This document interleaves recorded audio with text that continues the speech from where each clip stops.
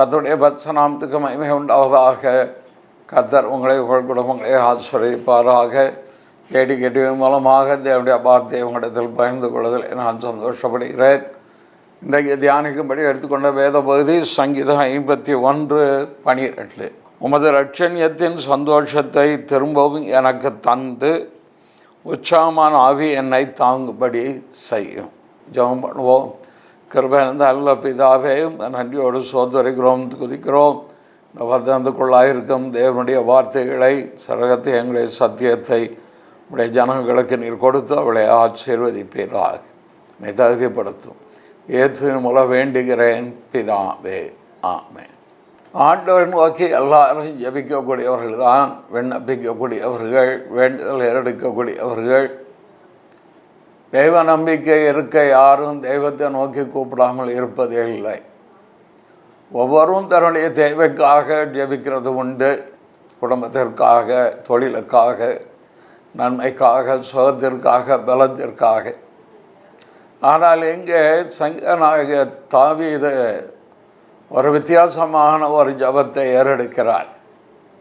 அவர் ஏறெடுக்கிற ஜபம், இரட்சணியத்தின் சந்தோஷத்தை எனக்கு திரும்பத்தார்.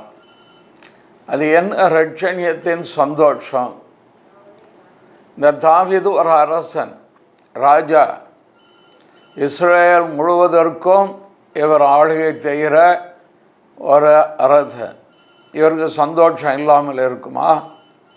இவருக்கு தேவையான எத்தனையோ பொருட்கள், விரும்பின காரியங்கள் எல்லாம் இவரால் அதை அனுபவிக்க முடியும். ஏனென்றால் தேசத்துக்கே இவர் அரசாட்சி செய்கிறவர். இவருடைய சொல்லுக்கு கட்டுப்படுகிறவர்கள் உண்டு. இவர் விருப்பத்தை நிறைவேற்ற வேண்டும் என்று விரும்புகிற ஆட்களும் உண்டு. அப்படியானால் இவர் ஏன் எனக்கு ஒரு இரட்சணியத்தின் சந்தோஷத்தை தாரும் என்று கேட்கிறார். உலகத்தில் உள்ள மக்களுக்கு சந்தோஷம் என்பது மிக முக்கியமானது.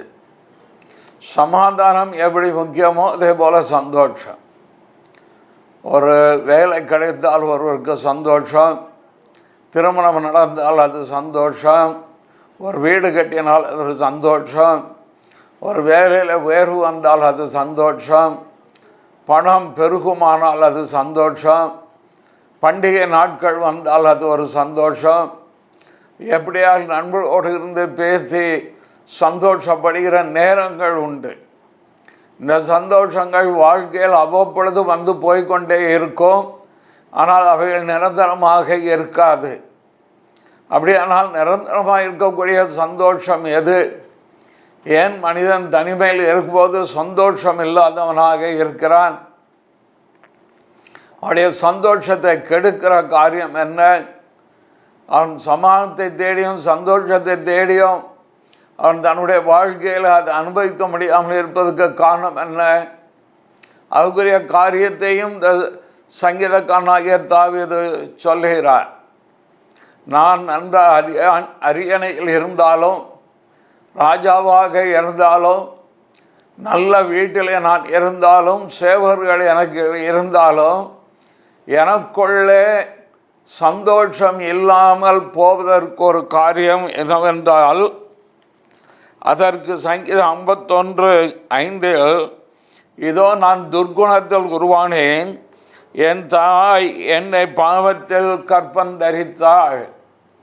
பாவம் எனக்குள் இருக்கிற வரைக்கும் என் வாழ்க்கையிலே சந்தோஷம் என்பது இல்லை. இன்றைக்கு உலகத்தில் மனிதர்கள் சந்தோஷமாக இருக்க, பணம் இருந்தால் சந்தோஷமாக இருக்கலாம் நினைக்கிறார்கள்.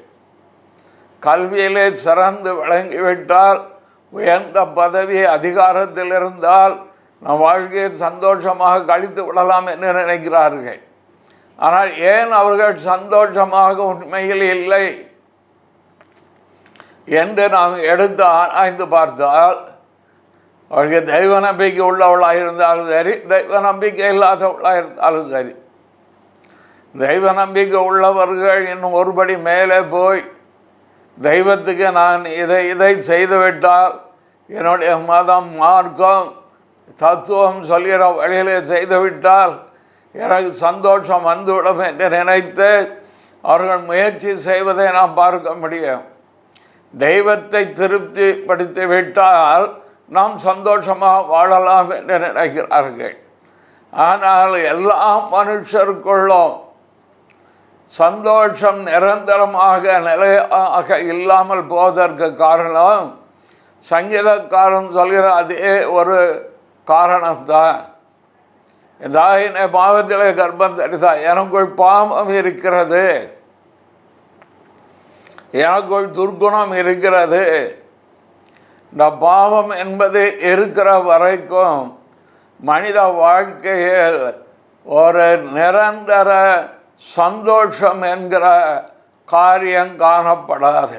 ஏனென்றால் இந்த பாவம் மனிதனை அவன் விரும்புகிற நன்மையை செய்ய விடாமல் விரும்பாத தீமையை செய்ய வைக்கிறது. ஆனால்தான் ரோமருக்கு எழுதப்பட்ட நிருபம் 7ஆம் அதிகாரத்தில் அப்போஸ்தலனாகிய பவுல் அவர் சொல்லும்போது மிக அழகாக சொல்லுகிறார், நான் ஒரு நல்லவனாக வாழ விரும்புகிறேன், ஆனால் என்னால் நல்லவனாக வாழ முடியவில்லை. காரணம் நான் அல்ல. ரோமர் 7:17, அதெல்லாம் நான் அல்ல, எனக்குள் வாழ்ந்தமாயிருக்கிற பாவமே அப்படி செய்கிறது.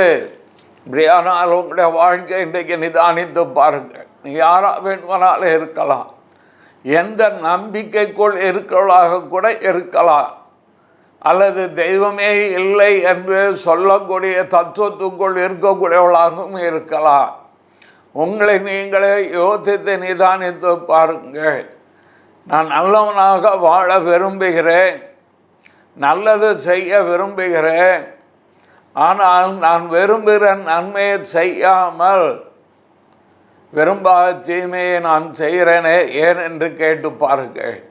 அதற்கு காரணம் இப்பொழுது நான் வாசித்த வேத பதில் இருக்கிறது. வேதம் அதற்குரிய பதிலை கொடுக்கிறது. உலக புஸ்தகங்களே தலை சிறந்த புஸ்தகங்களில் ஒன்றாக ரோமருக்கு எழுதப்பட்ட நிருபம். ஒருவர் இப்படி சொல்லுகிறார், அந்த ரோமருக்கு எழுதப்பட்ட நிருபம் மாத்திரம் வேதத்தில் இல்லை என்று சொன்னால் உலக தத்துவ புத்தகங்களில் தலை சிறந்த புத்தகமாக விளங்கி இருக்கும் என்று. வாழ்க்கை நிலைமை எடுத்து காண்பிக்கிறது வேதம். முகத்தை நாம் பார்க்கிற போது கண்ணாடியில் எப்படி நம்முடைய சாயல் தெரிகிறதோ அதே போல் ஒரு மனுஷனுடைய உள்ளான காரியத்தை அப்படியே எடுத்து காண்பிக்கக்கூடியது இந்த வேதம். ஆவேதான் நான் நல்ல எனக்குள் இருக்கிற பாவமே, இந்த பாவத்தை தொலைக்கதான மனிதர்கள் பிரயாசப்படுகிறார்கள். ஜன்ம கர்ம பாவங்கள், இந்த பாவத்திற்கு நிவாரணம் எங்கே கிடைக்கும் என்று மனிதர்கள் தேடி அலைகிறதை பார்க்கிறோம். புண்ணிய யாத்திரைகள், புண்ணிய ஸ்தலங்கள், பரிகாரங்கள், விரதங்கள், இன்னும் தெய்வத்தை பிரியப்படுத்துவதற்கு என்னென்ன காரியங்கள் உண்டோ, தாங்களுக்கு இருக்கிற மார்க்கம் அது கிறிஸ்தவமாக இருந்தாலும் சரி, அதனுடைய வழியில் நடப்பதற்கு மனுஷன் பிரயாசப்படுகிறான். ஆனால் இவன் எடுக்கிற எந்த ஒரு பிரயாசமும் இவனுக்குள்ளே இருக்க அந்த ஜென்ம கர்ம பாவத்தை தொலைக்க முடியவில்லை. அவனுடைய மனசாட்சியை பாவம் கழுவ முடியவில்லை. மனிதன் படுகிற பிரயாசமெல்லாம் சரத்தின் படி அதை தொலைத்து விடலாம் என்று நினைக்கிறான். ஆனால் இதை போக்கக்கூடிய ஒருவர் இருக்கிறார். இந்த பாவம் மன்னிப்பை அருளக்கூடியவர் ஒருவர் இருக்கிறார். மனுஷனுடைய வாழ்க்கையை பணம் பாவத்திலிருந்து விடுதலை ஆக்காது, கல்வி விடுதலை ஆக்காது, எந்த ஒரு செயல்களும் மனிதனை விடுதலை ஆக்க முடியாது. ஆனால் இதிலிருந்து மனிதனை விடுதலை ஆக்குவதற்கு தான் கர்த்தராய் இயேசு கிறிஸ்து இந்த உலகத்தில் மனிதனாக அவதரித்தார். அவர் இந்த உலகத்துக்கு வந்ததுக்கு காரணம் ஏதோ நல்ல தத்துவங்களை சொல்லிவிட்டு போவோம் என்பதற்கு அல்ல. அன்பாக வாழ வேண்டும், நல்ல வாழ்க்கையை வாழ வேண்டும், அப்பொழுது கடவுளை நீ சென்று அடைவாய் என்று சொல்வதற்காக அவர் இங்கே வரவில்லை. அவர் தம்முடைய பின்பற்றின சீஷர்கள் சொல்லும்போது, என்னை கண்டவன் கடவுளை கண்டான், நானே வழியும் சத்தியம் ஜீவனுமாயிருக்கிறேன், என்னிடத்தில் வருவனை நான் புறம்பே தள்ளுவதில்லை, வருத்தப்பட்டு பாரம் சுமத்தோளே நீங்கள் எல்லாரும் என்னிடத்தில் வாருங்கள், நான் உங்களுக்கு இளைப்பாறுதல் தருவேன். ஏன் இளைப்பாறுதல் இல்லை, ஏன் சந்தோஷம் இல்லை, சமாதானம் இல்லை? உங்களுக்குள் வாசம் பண்ணுகிற பாவம் உங்களை வாழ்க்கையை கெடுத்து கொண்டிருக்கிறபடினாலே அதிலிருந்து நம்மை விடுதலை ஆக்கும்படிதான் இயேசு கிறிஸ்து இந்த உலகத்துக்கு வந்தார். கன்னி மரியாளின் வயிற்றில் உதித்த தெய்வம் சிலுவையிலே தம்முடைய இரத்தத்தை ஜீவனை கொடுத்ததுக்கு காரணம் அவர் கிருபாதார பலியாக தன்னை அர்ப்பணித்ததுக்கு காரணம் பாவ மன்னிப்பை அருளும்படியாக இயேசு கிறிஸ்துவின் இரத்தத்தால் பாவம் நீக்கி நம்மை சுத்திகரிக்கும். உலகத்தில் மனுஷ தத்துவங்கள் என்ன செய்கிறது? நீ நற்கிரியைகளை செய்தால் உனக்கு புண்ணியம் கிடைக்கும் என்று சொல்லுகிறது. ஆனால் வேதம் என்ன சொல்கிறது? கர்த்தராகிய இயேசு கிறிஸ்துவை விசுவாசிக்கும் பொழுது தெய்வ நம்பிக்கை உங்களுக்கு இருக்கிறது. ஆனால் தெய்வம் தனக்காக மரித்தார் என்கிற அந்த விசுவாசம், ஆண்டவர் இயேசு கிறிஸ்து என் பாவத்திற்காக சிலுவையில் மரித்தார், மரித்து 3ஆம் நாள் உயிர்த்தெழுந்து இந்த உயிரோடு இருக்கிறார் என்கிற விசுவாசம் நமக்குள் வரும்போது உங்களுடைய பாவங்கள் மன்னிக்கப்படுகிறது மாத்திரம் அல்ல, பாவத்திலிருந்து விடுதலையும் கிடைக்கும். நீங்கள் எவ்வளவுதான் உங்களுடைய முயற்சி செய்தாலும் உங்களுடைய கிரியைகள் அழுக்கும் கந்தையுமாயிருக்க என்று வேதம் சொல்கிறது. மனிதன் தன்னுடைய சுய முயற்சியினால் செய்ய முடியாததை பிரமாணங்கள், கட்டளைகள், தத்துவங்கள் செய்ய முடியாததை செய்யும்படியாகத்தான் இயேசு கிறிஸ்து இந்த உலகத்தில் வந்தார்.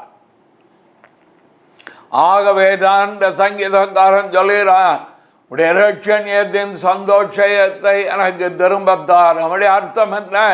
இதை அவன் அனுபவித்து கொண்டிருந்தான்.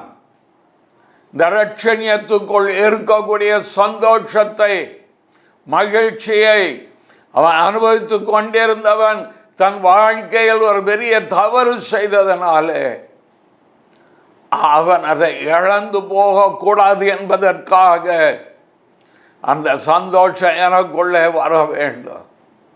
உங்களை ஆண்டவர் ரட்சித்த பின்பும் அந்த சந்தோஷத்தை இழக்காமல் இருக்க வேண்டுமானால் நீங்கள் இயேசு கிறிஸ்து சொல்ல இருக்கிற அவருடைய அடிச்சுவடுகளில் நீங்கள் உன்னிடத்தில் அன்பு கூறுவது போல் பிறனிடத்தில் அன்பு கூறுவாயாக,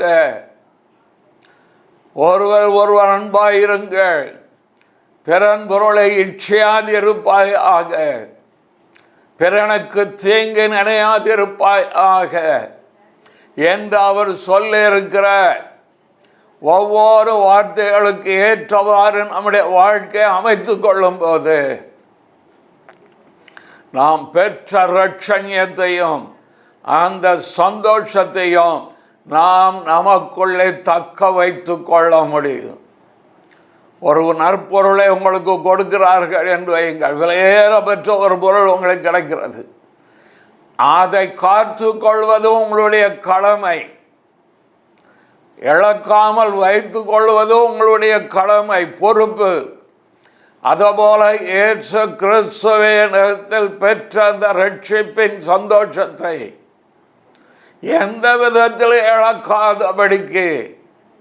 வாழ்க்கை கிறிஸ்துவுக்கென்று முழுமையாக அர்ப்பணிப்பீர்களானால் உலகம் கொடுக்காத சந்தோஷம், நித்திய சந்தோஷம், பரிபூர்ண சந்தோஷம், விலை கொடுத்து வாங்க முடியாத அந்த சந்தோஷத்தை நீங்கள் உங்கள் வாழ்க்கையில் மாத்திரமல்ல, அந்த இரட்சண்யம் உங்கள் முழு குடும்பத்திற்குள்ளும் கடந்து போகும்.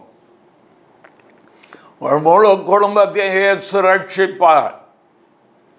உங்கள் முழு குடும்பத்திற்கும் தேவன் தயவுபடுவார், இரக்கம் பாராட்டுவார், சுகம் தேவையானால் சுகம் கொடுப்பார். முதலாவது தேவை பாவ மன்னிப்பு. அது கிறிஸ்து இயேசுவின் மூலம் மாத்திரம்தான். அவரை அல்லாமல் ரட்சிக்கப்படுவதற்கு வானத்தின் கீழே பூமியின் மேலே இயேசுவின் நாமமே அல்லாமல் வேறு எந்த ஒரு நாமமும் கட்டளையிடப்படவில்லை. தெய்வ நாமங்கள் இருக்கலாம், ரட்சிப்புக்குரிய ஒரே நாமம் இயேசுவின் நாமம் மாத்திரமே. இந்த இயேசு இடத்தில் வாருங்கள், இருக்கிற இடத்துல இயேசுவே என் பாவத்தை மன்னியும், அந்த இரட்சண்யத்தினால் உண்டாகும் சந்தோஷத்தை தார் என்று கேளுங்கள். இலவசம். யாராக இருந்தாலும் சரி, தெய்வ நம்பிக்கை இல்லை என்றாலும் இன்றைக்கு இயேசுவை நோக்கி பாருங்கள். ஆண்டவர் உங்களை பாவத்திலிருந்து விடுதலையாக்க வல்லவர். ஜெபம் பண்ணுவோம். கிருபை நிறைந்த நல்ல தகப்பனே, உம்மை துதிக்கிறோம், சோதரிக்கிறோம். கர்த்தர் வார்த்தை கேட்ட ஒவ்வொரு மேலும் அது கிருபை இருக்கட்டும்.